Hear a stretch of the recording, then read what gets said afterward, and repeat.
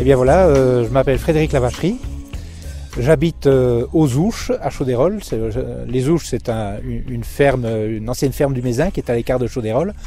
au milieu de ces fameuses pâtures, prairies naturelles de montagne. Et je suis très impliqué dans la vie locale, d'une part par ma participation au conseil communal de Chauderolles et d'autre part sur le plan associatif,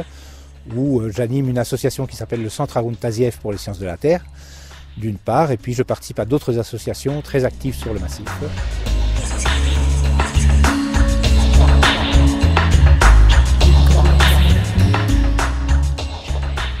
Alors sur le Centre Haroun Tazieff, oui, c'est une association qui, comme son nom l'indique, est dédiée à ce volcanologue qui a vraiment marqué l'histoire des sciences de la Terre. Et j'ai été amené à mettre sur pied cette association à la demande d'anciens équipiers d'Haroun Tazieff, des scientifiques, qui, devant la catastrophe qu'a été la succession d'Haroun Tazieff au décès de son épouse, où tout a éclaté, vendu par des héritiers cupides, non seulement vendus, mais des pièces exceptionnelles ont été mises à la poubelle. Et bien devant cette catastrophe, les anciens équipiers de Tazieff m'ont demandé d'essayer de faire ce qui pouvait l'être pour sauver ce patrimoine. Comme j'habite en territoire volcanique, éminemment volcanique,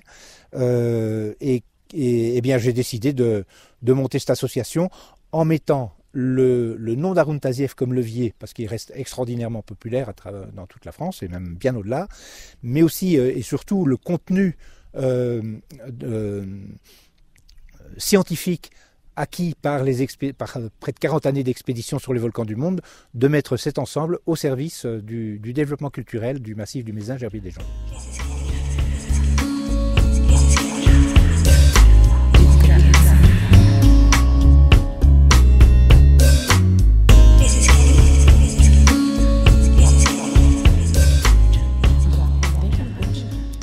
Alors Montagne Ouvre-toi est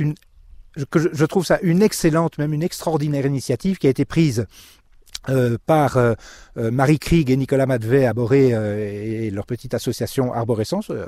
dont je fais partie aussi, mais enfin c'est eux les grands animateurs, grands initiateurs de ce festival Montagne Ouvre-toi. Je trouve que c'est une excellente initiative, d'abord parce que Montagne Ouvre-toi, c'est un concept en soi. C'est un concept, pas au sens publicitaire du terme, au sens profond, je dirais même philosophique du mot concept, en ce sens qu'il y a dans ces trois mots toute une conception de l'humanité, toute une conception de la vie à la montagne, toute une conception de la solidarité et du partage. Et avec la Ronde des Sucs, avec Montagne Ouvre-toi, avec Arborescence et avec le Centre Tazieff, nous avons mis sur pied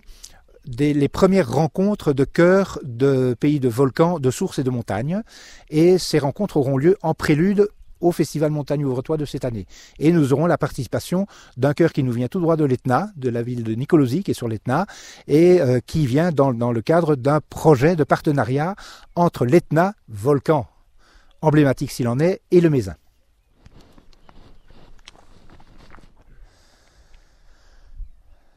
Le développement d'un projet ne peut se concevoir que par le développement des autres projets.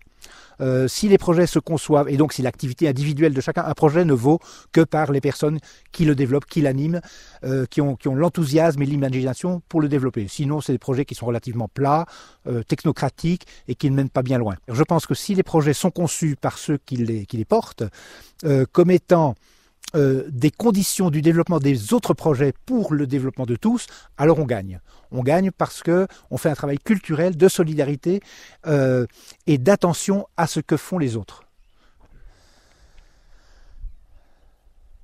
la vie en montagne, le dynamisme en montagne, le fait que l'on puisse y vivre, que chaque famille puisse y vivre, cela dépend fortement maintenant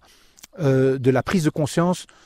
du culturel, de tout ce qui est culturel dans nos activités, c'est-à-dire la part culturelle de l'activité économique, la dimension culturelle de l'activité sociale, le culturel au sens strict, bien entendu, avec tous les arts et les artisanats que l'on peut développer, mais c'est essentiellement prendre conscience du fait que l'humanité est d'abord une humanité de culture, et que ça doit se partager entre les différents terroirs, les différents territoires et les différents terroirs. Et en ce qui concerne les zones montagneuses, de moyenne montagne,